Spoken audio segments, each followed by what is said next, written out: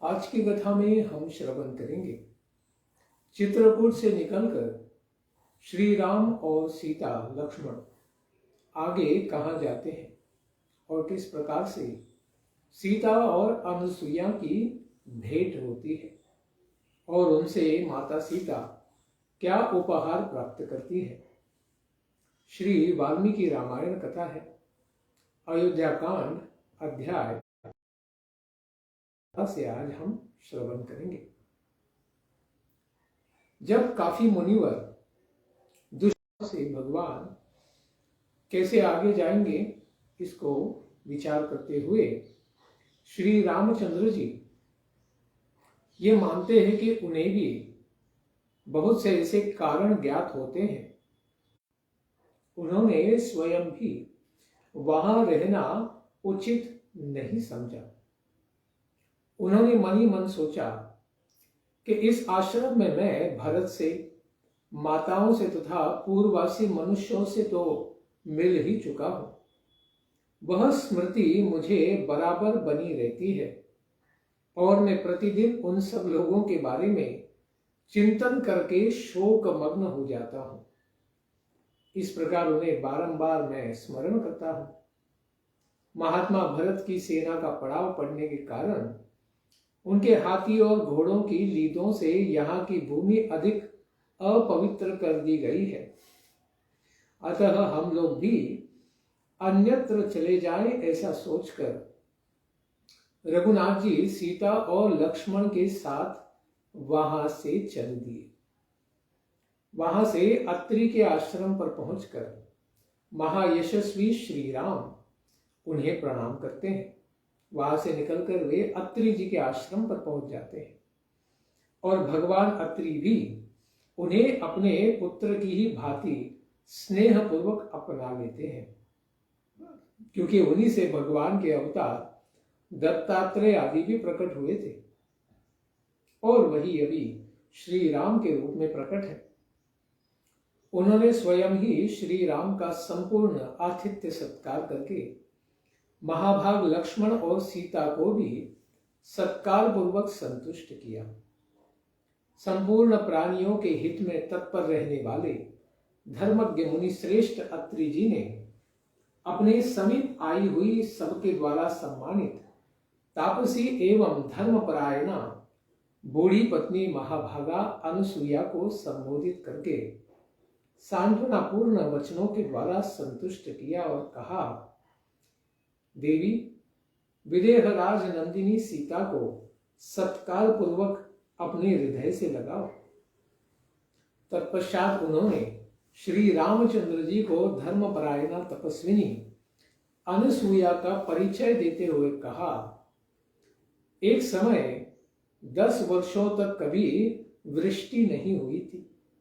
उस समय जब सारा जगत निरंतर दग्ध होने लगा, तब जिन्होंने उग्र तपस्या से युक्त तथा कठोर नियमों से अलंकृत होकर अपने तप के प्रभाव से यहाँ फल मूल उत्पन्न किए और मंदाकिनी जी की पवित्र धारा बहाई, तथा तात जिन्होंने 10,000 वर्षों तक बड़ी भारी तपस्या करके अपने उत्तम व्रतों के प्रभाव से ऋषियों के समस्त विघ्नों का निवारण किया था, वे ही यह अनुसुईया देवी है।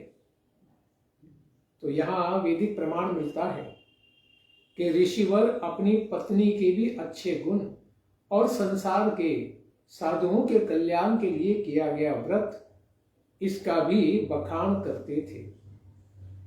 इसलिए वैदिक समाज में स्त्री सर्वथा मुक्त ही थी और अपनी लीला और सेवा के द्वारा वे पुरुष से श्रेष्ठ भी हो जाती थी, क्योंकि उनमें उस प्रकार का मातृभाव होता था।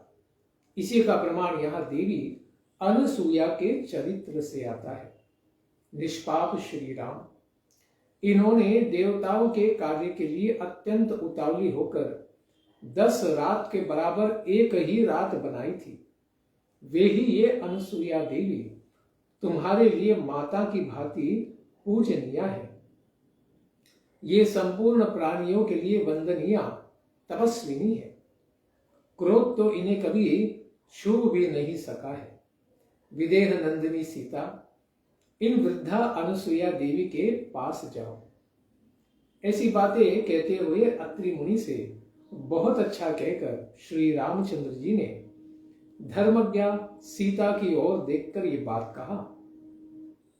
राजकुमारी, महर्षि अत्रि के वचन तो तुमने सुन ही लिए।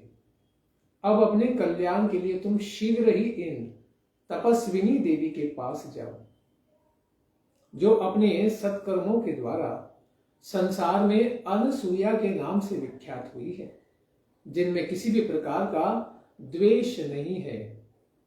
वे हैं अनुसुईया देवी। वे तपस्विनी देवी हैं और तुम्हारे आश्रय लेने योग्य हैं। तुम शीघ्र ही उनके पास जाओ। श्री रामचंद्र जी की ये बात सुनकर यशस्विनी मिथिलेश कुमारी सीता, धर्म को जानने वाली अत्रि पत्नी अनुसुईया देवी के पास चली जाती है। अनुसुईया वृद्धावस्था के कारण थोड़ी शिथिल हो गई थी।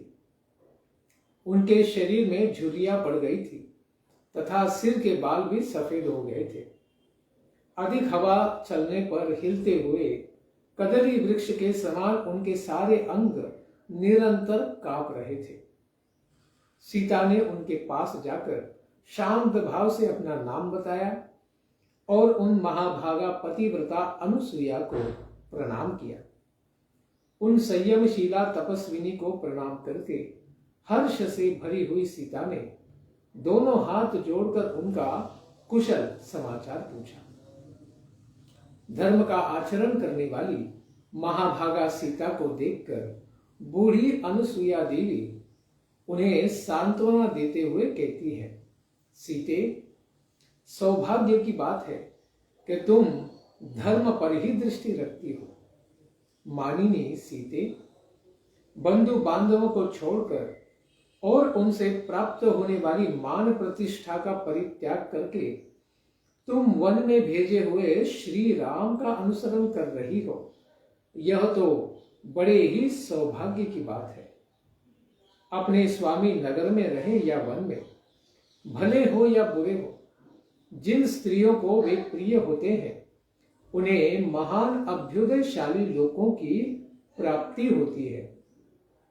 पति बुरे स्वभाव का, मनमाना बर्ताव करने वाला या धनहीन ही क्यों न हो, वह उत्तम स्वभाव वाली नारियों के लिए श्रेष्ठ देवता के समान है।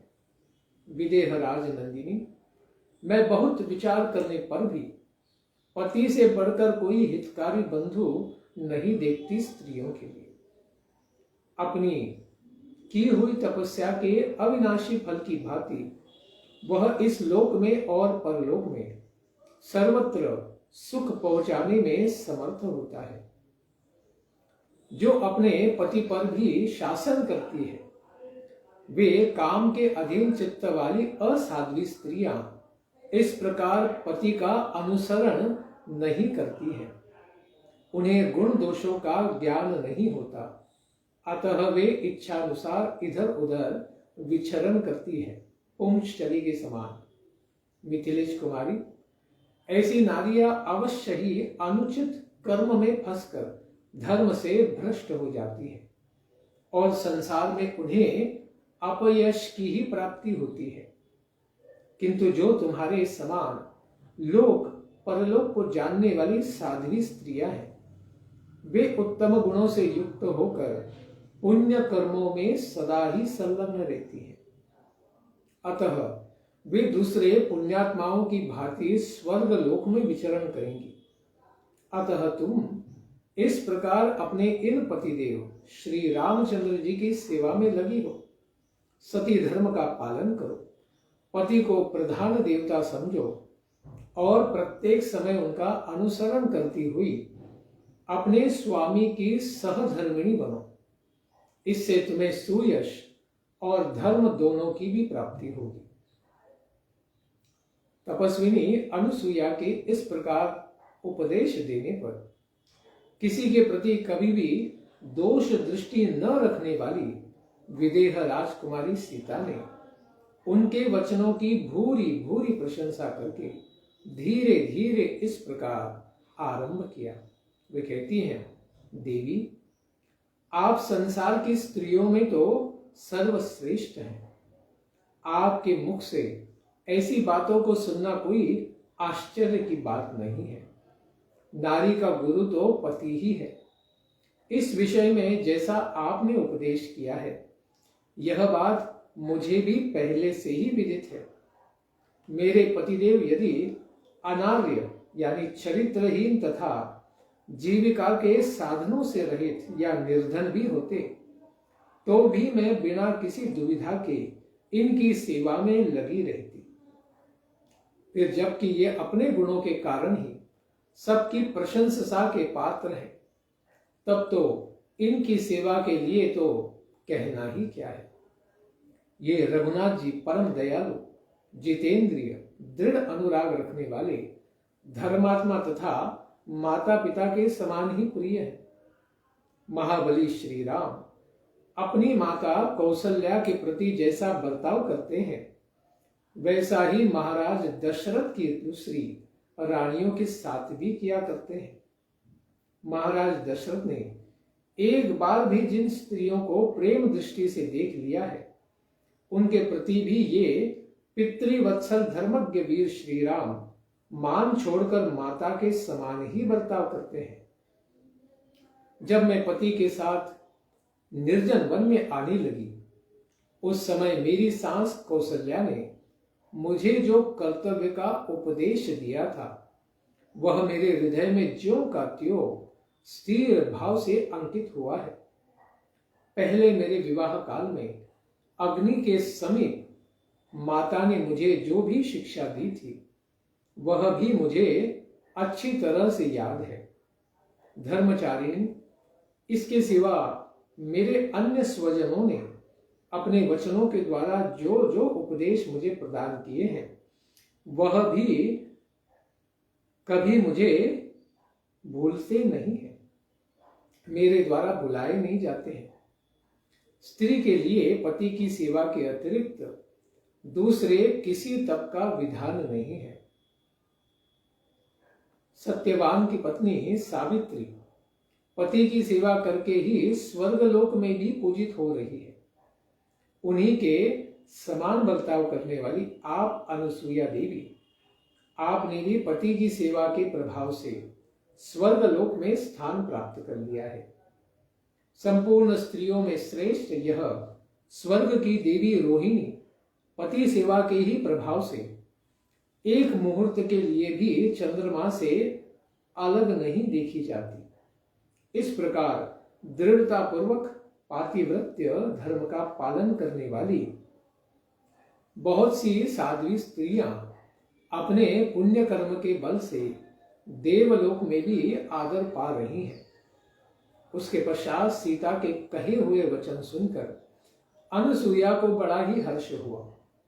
उन्होंने उनका मस्तक सूंघा और फिर उन मिथिलेश कुमारी का हर्ष बढ़ाते हुए इस प्रकार कहा, उत्तम व्रत का पालन करने वाली सीते, मैंने अनेक प्रकार के नियमों का पालन करके बहुत बड़ी तपस्या संचित किए उसका फल अर्जित किया है। उस तपोबल का ही आश्रय लेकर मैं तुमसे इच्छा अनुसार वर मांगने के लिए कहती हूं। मिथिलेश कुमारी सीते, तुमने बहुत ही युक्ति युक्त और उत्तम वचन कहा है। उसे सुनकर तो मुझे भी बड़ा संतोष हुआ है। अतः बताओ, मैं तुम्हारा कौन सा प्रिय कार्य करूं? उनका ये कथन सुनकर सीता को तो बड़ा ही आश्चर्य हुआ। वे तपोबल संपन्न अनुसुईया से मंद मंद मुस्कुराती हुई कहती हैं, आपने अपने वचनों के द्वारा ही मेरा सारा प्रिय कार्य कर दिया है। अब और कुछ करने की आवश्यकता नहीं है। सीता के ऐसा कहने पर धर्मज्ञ अनुसुईया को बड़ी ही प्रसन्नता हुई। वे कहती हैं, सीते, तुम्हारी निर्लोभता से जो मुझे विशेष हर्ष हुआ है, अथवा तुम में जो लोभहीनता के कारण सदा ही आनंद का उत्सव भरा रहता है, उसे मैं अवश्य सफल करूंगी। ये सुंदर दिव्य हार, ये वस्त्र, ये आभूषण, ये अंगराग और बहुमूल्य अनुलेपन मैं तुम्हें देती हूं। विदेह नंदिनी सीते, मेरी दी हुई ये वस्तुएं तुम्हारे अंगों को शोभायमान करेंगी। ये सब तुम्हारे ही योग्य हैं और सदा उपयोग में लाई जाने पर निर्दोष एवं निर्विकार रहेंगी। जनक किशोरी, इस दिव्य अंगराग को अंगों में लगाकर तुम अपने पति को उसी प्रकार सुशोभित करोगी जैसे लक्ष्मी अविनाशी भगवान विष्णु की शोभा बढ़ाती है। अनुसुईया की आज्ञा से धीर स्वभाव वाली यशस्विनी मिथिलेश कुमारी सीता ने उस वस्त्र, अंगराग, आभूषण और हार को उनकी प्रसन्नता का परम उत्तम उपहार समझकर स्वीकार किया। उस प्रेमोपहार को ग्रहण करके वे दोनों हाथ जोड़कर उन तपोधना अनुसुईया की सेवा में बैठी रहती है। उसके पश्चात इस प्रकार अपने निकट में ही बैठी हुई सीता से दृढ़तापूर्वक उत्तम व्रत का पालन करने वाली अनुसुईया ने कोई परम प्रिय कथा सुनने के लिए इस प्रकार पूछना आरंभ किया। सीते, इन यशस्वी राघवेंद्र ने तुम्हें स्वयंवर में प्राप्त किया था, ये बात मेरे सुनने में आई है। मिथिलेश नंदिनी, मैं उस वृत्तांत को विस्तार के साथ सुनना चाहती हूं। अतः जो कुछ जिस प्रकार हुआ वह सब पूर्ण रूप से मुझे बताओ। उनके इस प्रकार आज्ञा देने पर सीता ने उन धर्मचारिणी तापसी अनुसुईया से कहा, मुझे धर्म के ज्ञाता है, अतः क्षत्रियोचित कर्म में तत्पर रहकर न्याय पूर्वक पृथ्वी का पालन किया करते हैं। एक समय की बात है, वे यज्ञ के योग्य क्षेत्र को हाथ में हल स्वयं ही जोत रहे थे। इसी समय में पृथ्वी को फाड़कर प्रकट हुई एक विशेष कन्या। इतने मात्र से ही मैं राजा जनक की पुत्री हो गई। तो धरती माता से ही प्रकट हुई माता जानकी, तो इसलिए वो अयोनिजा है, किसी मनुष्य माता से वे प्रकट नहीं हुई। वे राजा उस क्षेत्र में औषधियों को मुट्ठी में लेकर बो रहे थे। इतने में ही उनकी दृष्टि मेरे ऊपर पड़ी। मेरे सारे अंगों में धूल लिपट रही थी। उस अवस्था में मुझे देखकर राजा जनक को तो बड़ा ही विस्मय हुआ। उन दिनों उनके कोई संतान नहीं थी, इसलिए अत्यंत स्नेहवश उन्होंने स्वयं मुझे ही गोद में ले लिया और यह मेरी बेटी है ऐसा कहकर मुझ पर अपने हृदय का सारा स्नेह उड़ेल दिया। इसी समय आकाशवाणी हुई, जो स्वरूपतः मानवीय भाषा में कही गई थी, अथवा मेरे विषय में प्रकट हुई वह वाणी अमानुषी अत्यंत दिव्य थी। उसने कहा, नरेश्वर, तुम्हारा कथन ठीक है, ये कन्या धर्मता तुम्हारी ही पुत्री है। ये आकाशवाणी सुनकर मेरे धर्मात्मा पिता मिथिला नरेश जनक जी अत्यंत प्रसन्न हुए। मुझे पाकर उन नरेश ने मानो कोई बड़ी समृद्धि ही पा ली थी। उन्होंने पुण्य कर्म परायणा बड़ी रानी को, जो उन्हें अत्यंत प्रिय थी, मुझे दे दिया। उन स्नेहमयी महारानी ने मातृ समुचित सौहार्द से मेरा लालन पालन किया। जब पिता ने देखा कि मेरी अवस्था विवाह के योग्य हो गई, तब इसके लिए वे बड़ी चिंता में पड़े। जैसे कमाए हुए धन का नाश हो जाने से निर्धन मनुष्य को बड़ा ही दुख होता है, उसी प्रकार वे मेरे विवाह की चिंता से बहुत दुखी हो गए। क्योंकि सीता जी तो ऐसी भी महालक्ष्मी है, तो सारे धन का रूप ही है माता सीता। तो ऐसे महान धन को खोने वाला पिता कैसे सुखी होगा, इसीलिए वो थोड़े चिंतित हुए। संसार में कन्या के पिता को वह भूतल पर इंद्र के ही तुल्य क्यों न हो। वर पक्ष के लोगों से वे अपने समान या अपने से छोटी हैसियत के ही क्यों न हो, प्रायः अपमान उठाना पड़ता है। वह अपमान सहन करने की घड़ी अपने लिए बहुत समीप आ गई है। ये देखकर राजा चिंता के समुद्र में डूब गए। जैसे नौका रहित मनुष्य पार नहीं पहुंच पाता, उसी प्रकार मेरे पिता भी चिंता का पार नहीं पा रहे थे। मुझे अयोनिजा कन्या समझते हुए वे भोपाल मेरे लिए अत्यंत योग्य और परम सुंदर पति का विचार करने लगे, किंतु किसी निश्चय पर वे नहीं पहुंच पाए। सदा ही मेरे विवाह की चिंता में पड़े रहने वाले उन महाराज के मन में एक दिन यह विचार उत्पन्न हुआ कि मैं धर्मतः अपनी पुत्री का स्वयंवर करूंगा। उन्हीं दिनों उनके एक महान यज्ञ में प्रसन्न होकर महात्मा वरुण देव उन्हें एक श्रेष्ठ दिव्य धनुष तथा अक्षय बाणों से भरे हुए 2 तरकस देते हैं। वह धनुष इतना भारी था कि मनुष्य पूरा प्रयत्न करने पर भी उसे हिला भी नहीं पाते थे। भूमंडल के नरेश स्वप्न में भी उस धनुष को झुकाने में असमर्थ थे। उस धनुष को पाकर मेरे सत्यवादी पिता ने पहले भूमंडल के राजाओं को आमंत्रित किया और उन नरेशों के समूह में इस प्रकार से बात रखी, जो मनुष्य इस धनुष को उठाकर इस पर प्रत्यंचा चढ़ा देगा, मेरी पुत्री सीता उसी की पत्नी होगी, इसमें कोई संशय नहीं है।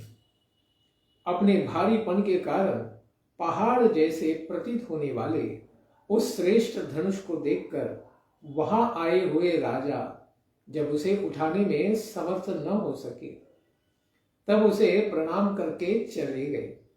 उसके पश्चात दीर्घ काल चले जाने पर भी ये महातेजस्वी रघुकुल नंदन सत्य पराक्रमी श्री राम अपने भाई लक्ष्मण को साथ में लेकर विश्वामित्र जी के साथ मेरे पिता का यज्ञ देखने के लिए मिथिला नगरी में पधारे। उस समय मेरे पिता ने धर्मात्मा विश्वामित्र मुनि का बड़ा ही आदर सत्कार किया। तब वहां विश्वामित्र जी पिताजी से बोले, राजन, ये दोनों रघुकुल भूषण श्री राम और लक्ष्मण महाराज दशरथ के पुत्र हैं और आपके उस दिव्य धनुष का दर्शन करना चाहते हैं। आप अपना वह देव प्रदत्त धनुष राजकुमार श्री राम को दिखाइए। विप्रवर विश्वामित्र जी के ऐसा कहने पर पिता महाराज जनक जी ने उस दिव्य धनुष को मंगवाया और राजकुमार श्री राम को उसे दिखाया। महाबली और परम पराक्रमी श्री राम ने पलक मारते मारते उस धनुष पर प्रत्यंचा चढ़ा दी और उसे तुरंत कान तक लंबा खींचा। उनके वेग पूर्वक खींचते समय वह धनुष बीच से ही टूट गया और उसके 2 टुकड़े हो गए। उसके टूटते समय ऐसा भयंकर शब्द हुआ मानो वहां वज्र ही टूट पड़ा हो। तब मेरे सत्य प्रतिज्ञ पिता ने जल का उत्तम पात्र लेकर श्री राम के हाथ में मुझे दे देने का उद्योग किया। उस समय अपने पिता अयोध्या नरेश महाराज दशरथ के अभिप्राय को जाने बिना ही श्री राम ने राजा जनक के देने पर भी मुझे नहीं ग्रहण किया। उसके पश्चात मेरे बूढ़े ससुर राजा दशरथ की अनुमति लेकर पिताजी ने आत्मज्ञानी श्री राम को मेरा दान कर दिया। तत्पश्चात पिताजी ने स्वयं ही मेरी छोटी बहन सती साध्वी परम सुंदरी उर्मिला को लक्ष्मण की पत्नी रूप में उनके हाथ में दे दिया। इस प्रकार उस स्वयंवर में पिताजी ने श्री राम के हाथ में मुझे सौंपा था। मैं धर्म के अनुसार अपने पति बलवानों में श्रेष्ठ श्री राम में सदा ही अनुरक्त रहती हो। धर्म को जानने वाली देवी अनसुईया ने उस लंबी कथा को सुनकर मिथिलेश कुमारी सीता को अपनी दोनों भुजाओं में अंक में भर लिया और उनका मस्तक सूंघकर कहा, बेटी, तुमने सुस्पष्ट अक्षर वाले शब्दों में ये विचित्र एवं मधुर प्रसंग सुनाया है। तुम्हारा स्वयंवर जिस प्रकार हुआ था वह सब मैंने सुन लिया है। मधुर भाषिणी सीते, तुम्हारी इस कथा में मेरा मन तो बहुत रम गया है। तथापि तेजस्वी सूर्यदेव रजनी की शुभ वेला को निकट पहुंचाकर अस्त हो गए हैं। जो दिन में चारा चुगने के लिए चारों ओर छिटके हुए थे, वे सारे पक्षी अब संध्या काल में नींद लेने के लिए अपने घोंसलों में आकर छिप गए हैं। उनकी ये ध्वनि सुनाई भी दे रही है। यह जल से भीगे हुए वल्कल धारण करने वाले मुनि, जिनके शरीर स्नान के कारण आर्द्र दिखाई देते हैं, जल से भरे कलश उठाए एक साथ आश्रम की ओर लौट रहे हैं। महर्षि अत्रि ने भी विधि पूर्वक अग्निहोत्र संबंधी होम कर्म संपन्न कर लिया है। अतः वायु के वेग से ऊपर को उठा हुआ ये कबूतर के कंठ की भांति ही श्याम वर्ण का धूम दिखाई दे रहा है। अपनी इंद्रियों से दूर देश में चारों ओर जो वृक्ष दिखाई देते हैं, वे थोड़े पत्ते वाले होने पर भी अंधकार से व्याप्त हो घनीभूत हो गए हैं। अतएव दिशाओं का भान नहीं हो रहा है।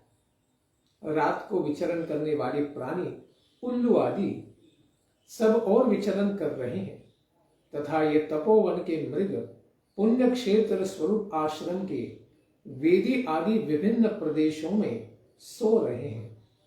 सीते, अब रात हो गई है, वह नक्षत्रों से भी सज गई है। आकाश में चंद्रदेव चांदनी की चादर ओढ़े उदित दिखाई देती है। अतः अब जाओ, मैं तुम्हें जाने की आज्ञा देती हूं। जाकर श्री रामचंद्र जी की सेवा में लग जाओ। तुमने अपनी मीठी मीठी बातों से मुझे बहुत ही संतुष्ट कर दिया है। बेटी मिथिलेश कुमारी, पहले मेरी आंखों के सामने अपने आप को अलंकृत करो। इन दिव्य वस्त्र और आभूषणों को धारण करके इनसे सुशोभित होकर मुझे भी प्रसन्न करो। ऐसा सुनकर देवकन्या के समान ही सुंदरी सीता ने उस समय उन वस्त्र आभूषणों को अपनाकर श्रृंगार किया और अनसुईया के चरणों में सिर झुकाकर प्रणाम करने के अनंतर वे श्री राम के सम्मुख गई। श्री राम ने जब इस प्रकार सीता को वस्त्र और आभूषणों से विभूषित देखा, तब तपस्विनी अनसुईया के उस प्रेमोपहार के दर्शन से वक्ताओं में श्रेष्ठ श्री रघुनाथ जी को बड़ी ही प्रसन्नता हुई। उस समय मिथिलेश कुमारी सीता ने तपस्विनी अनसुईया के हाथ से जिस प्रकार वस्त्र, आभूषण और हार आदि का प्रेमोपहार प्राप्त हुआ था, वह सब श्री रामचंद्र जी से कह सुनाया। भगवान श्री राम और महारथी लक्ष्मण सीता का वह सत्कार जो मनुष्यों के लिए सर्वथा दुर्लभ है, देखकर अत्यंत प्रसन्न हुए। तदनंतर समस्त तपस्वी जनों से सम्मानित हुए रघुकुल नंदन श्री राम ने अनसुईया के दिए हुए पवित्र अलंकार आदि से अलंकृत चंद्रमुखी सीता को देखकर बड़ी प्रसन्नता के साथ वहां रात्रि भर निवास किया।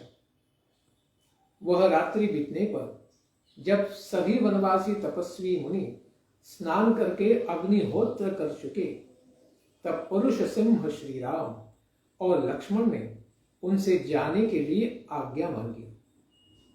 तब वे धर्मपरायण वनवासी तपस्वी उन दोनों भाइयों से इस प्रकार कहते हैं, रघुनंदन, इस वन का मार्ग राक्षसों से आक्रांत है, यहां उनका उपद्रव होता ही रहता है। इस विशाल वन में नाना रूपधारी नरभक्षी राक्षस तथा रक्त भोजी हिंसक पशु निवास किया करते हैं। राघवेंद्र, जो तपस्वी और ब्रह्मचारी यहाँ अपवित्र अथवा असावधान अवस्था में मिल जाता है, उसे वे राक्षस और हिंसक पशु इस महान वन में खा जाते हैं। अतः आप उन्हें रोकिए और यहाँ से मार भगाइए। आप क्षत्रिय हैं, तो आपका कर्तव्य है कि इन राक्षसों को यहाँ से भगा देना और सारे महर्षियों का कल्याण करना।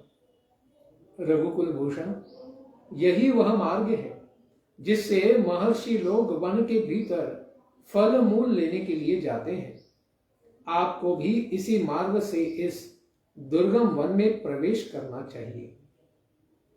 तपस्वी ब्राह्मणों ने हाथ जोड़कर जब ऐसी बातें कही और उनकी मंगल यात्रा के लिए स्वस्ति वाचन किया, तब शत्रुओं को संताप देने वाले भगवान श्री राम ने अपनी पत्नी सीता और भाई लक्ष्मण के साथ उस वन में प्रवेश किया, मानो सूर्य देव मेघों की घटा के भीतर घुस गए हों। इसके पश्चात भगवान श्री राम और लक्ष्मण किस प्रकार से सारे मुनियों का कल्याण करेंगे, इसको हम श्रवण करेंगे आने वाले सत्र में।